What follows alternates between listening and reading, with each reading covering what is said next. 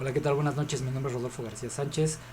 Soy especialista en hablar de temas de alimentos y bebidas y hoy te voy a hablar de lo que es el patito feo de la industria gastronómica. Viene siendo los comedores industriales. ¿Será que es un patito feo o tal vez la cenicienta? ¿Qué es un comedor industrial?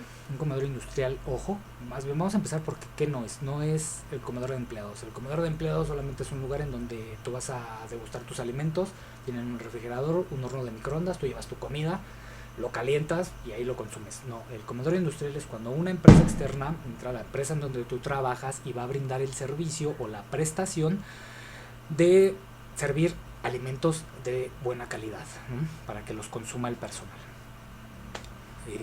¿Se entendió? Creo que sí, ¿no? Ok, perfecto. ¿Qué tipos de comedores industriales? A veces confundimos un poco, ¿no? Yo te puedo decir que hay 5 tipos más o menos de servicios que ellos te brindan. Te los voy a explicar de manera muy rápida. Ok, está por ejemplo el servicio de cafetería que por lo regular se da en las escuelas, universidades primarias. Lo pueden dar la mayoría de los comedores industriales sin ningún problema, de las compañías, perdón, que se dedican a esto. La diferencia es que aquí hay flujo de efectivo, llegan a la caja, pagan, les dan una charola, se les sirven sus alimentos, van dentro del comedor a consumir. Tienen algunas otras ventas de snacks, no sé, hasta gomitas, cacahuates, hasta chapatas, fruta picada. Está bastante amplia la oferta. Se maneja efectivo, manejas con estudiantes. Yo creo que aquí una gran desventaja que tienen es de que cuando los estudiantes salen de vacaciones, pues obviamente el personal no sale de vacaciones, pero no se les paga, ¿no? Porque van a estar parados todo ese tiempo. Si pueden tal vez volver a regresar allí cuando vuelva a comenzar la temporada, pero es un poquito pesado trabajar para este tipo de modelo de negocios. Luego tenemos tal vez lo que sería un hospital. Un hospital estaría dividido en dos partes.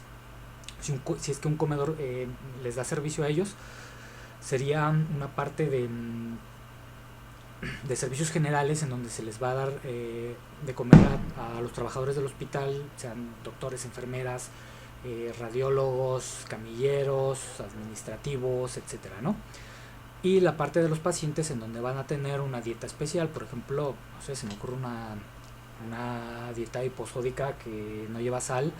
Van a tener nutriólogos que se van a dedicar a formularles las dietas, depende de los requerimientos, y un cocinero especial aparte, que es el que va a estar elaborando todas estas dietas, ¿no?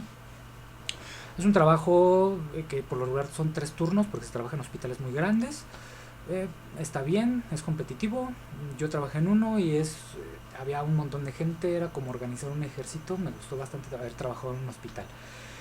Perfecto, ¿qué es un comisariato? Un comisariato, te lo explico de la manera bien fácil. Una cocina descentralizada, es decir, está en otro lugar, van a preparar los alimentos, los van a pasar a una camioneta, un carro, un auto, se los va a llevar a donde se van a consumir.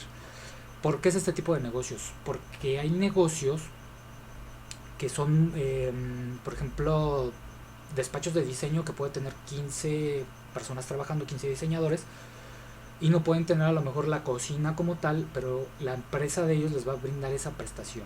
Entonces, este tipo de servicios es adecuado donde se transporta la alimentación, se les sirva allá, va a tener una temperatura de mantenimiento que me parece que está más o menos arriba de los 60 grados, se debe de mantener arriba de esa temperatura, se les sirve y se retira. Que es un pequeño detallito, la contra de trabajar este modelo de negocios es de que es muy presionado, que tienes que llegar muy temprano al lugar donde se va a elaborar, ya estás presionado con el tiempo y aparte en el transporte, imagínate, hay tráfico, está complicado. Una de las empresas que se dedica a este tipo de negocios, me parece que en la mayoría de todas sus cuentas, o sea, cuentas son unidades que trabaja, es Citrone. Creo que ellos tienen puros comedores ejecutivos con este tipo de servicio, ¿no? Del comisariato, de transportar los alimentos. Te quería mencionar, aparte de lo de las escuelas, hay un sistema, me parece que es la compañía que también le prepara los alimentos a las escuelas de tiempo completo de la Ciudad de México. Y me parece que está más o menos rondando en la ridícula cantidad de 2 toneladas de comida diaria. Poquito, ¿no? Imagínate, 2 toneladas.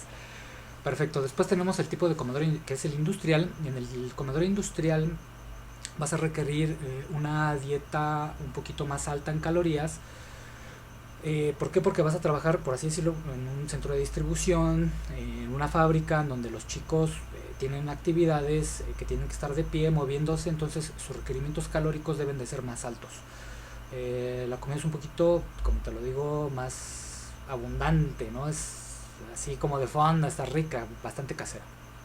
Después tenemos el servicio ejecutivo, que sería, como dice la palabra de moda, un servicio un poquito más fifí. Abundan mucho las ensaladas, la comida vegetariana, y el requerimiento calórico es menor. Es para gente que está más tiempo desarrollando sus labores sentada frente a la computadora en un escritorio, bla bla bla, ¿no?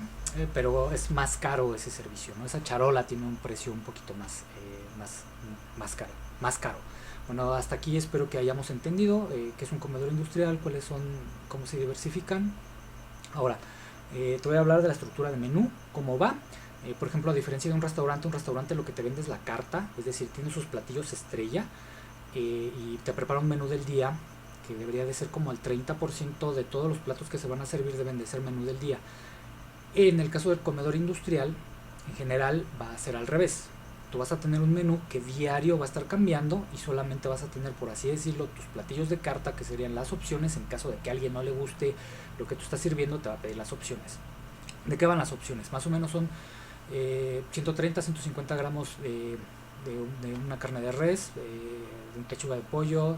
Se puede dar también un queso asado, se pueden dar algunas ensaladas, ensalada César, ensalada del chef, y en algunos casos se hace una preparación un poquito más elaborada, por así decirlo, carne tan pequeña durante el lapso de una semana.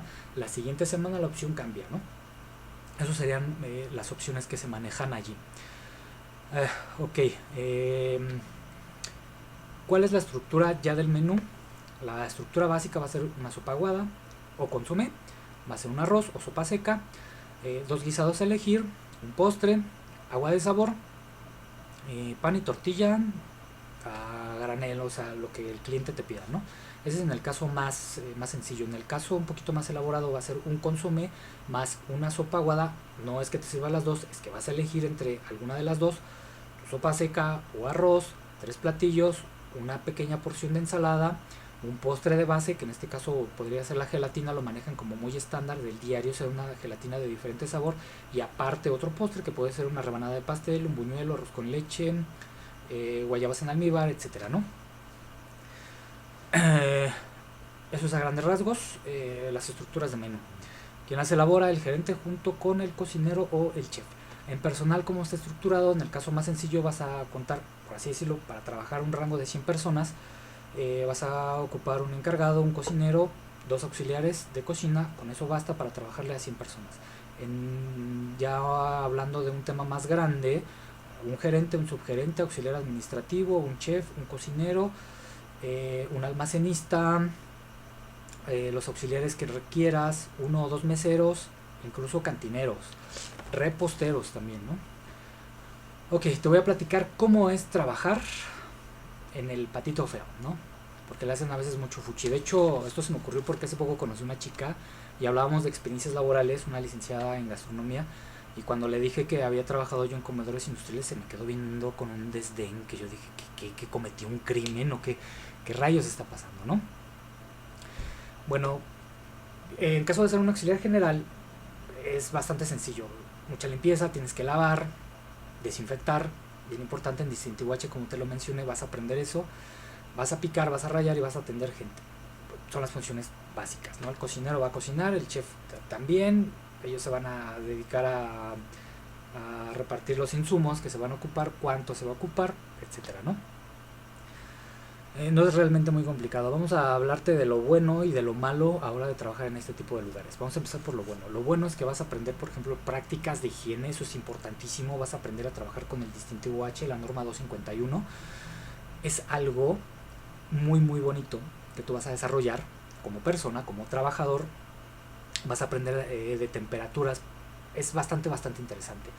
Otro punto bueno serían los horarios. Trabajas en el 70% de los casos de lunes a viernes.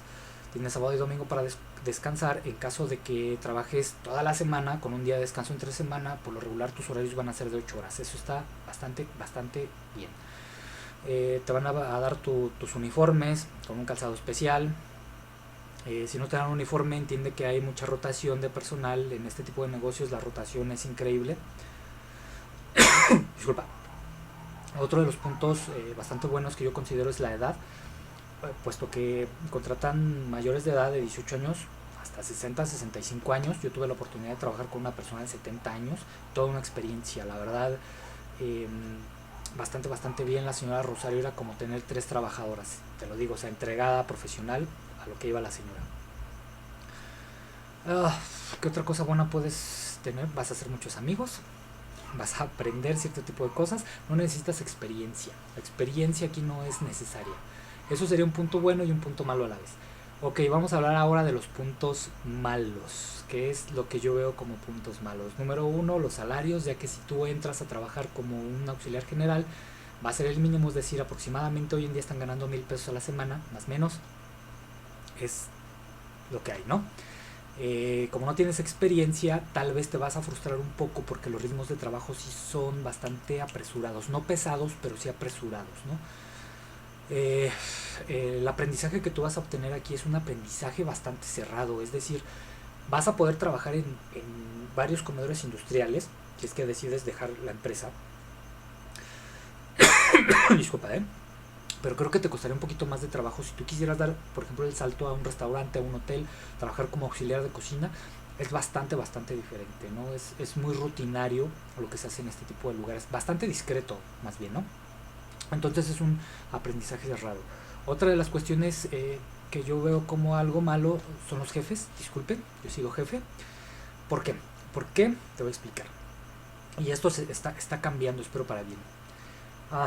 Los jefes, por lo regular son administradores, licenciados en administración de empresas.